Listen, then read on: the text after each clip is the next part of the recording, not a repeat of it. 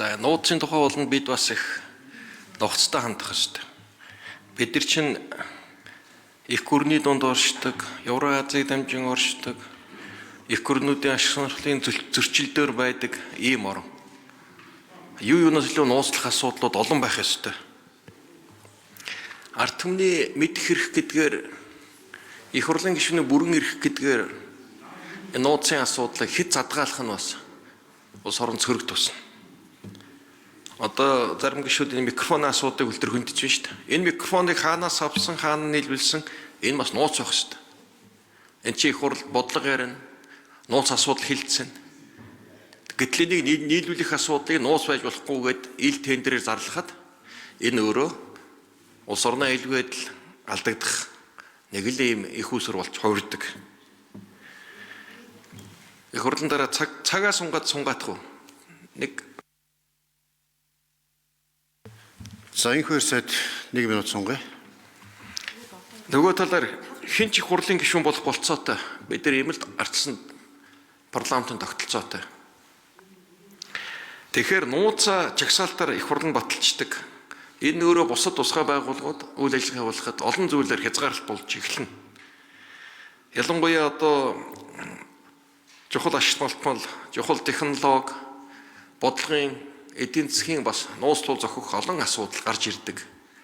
Тухайн гэрээ хүчин төгөлдөр болтол харилцан нууцлах шаардлагыг улс орнууд тавьдаг.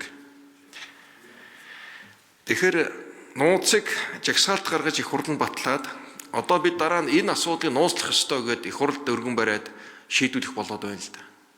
Тэгэхээр энэ маань өөрөө нууц алдагдах гол байдлыг өөрөө бид нар бүрдүүлэх юм лөө бас хэд явах юм. Тэгэхээр энэ тусгай байгууллагуудын нууцлал зохих зарим асуудлуудыг жоохон нээлттэй үлдээж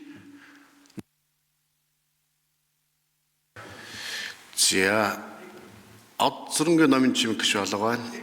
Та үг хэлэх юм дээр бас хэлж болох боломж байгаа.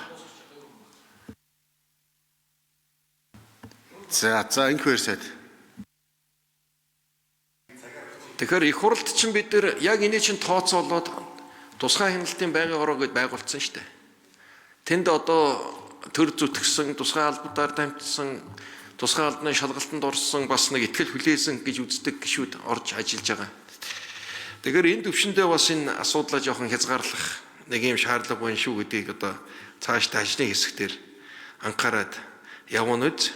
Ахаад хэлий юм нарийсж байгаа үед нууцлах юм бол байна. Ялангуяа манайх шиг жижиг улс бол нууцын бодлоготой нууцлах зүйл ихтэй байх ёстой шүү. Ард түмэнд мэдэх хэрэг, парламентын арчил ийм зүйлийг барьж нууцын асуудалд дэлгэж хандах нь тийм сайн үр дагавар хүрэхгүй гэсэн юм бодолтой байна. За баярлалаа. За одоо болсон. За